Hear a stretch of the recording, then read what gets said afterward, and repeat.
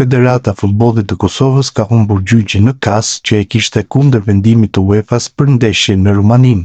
Gjykata e Arbitrazhit Sportiv ka publikuar vendimin në ditën e sotme. UEFA përveç sanksioneve i dha fitoren 3-0 në tavolinë Rumanisë.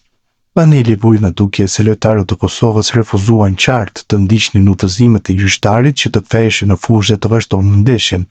Paneli vendosi që Federata e Futbollit të Kosovës dhe Federata Rumune ishin përgjegjëse për mos përfundimin e ndeshjes.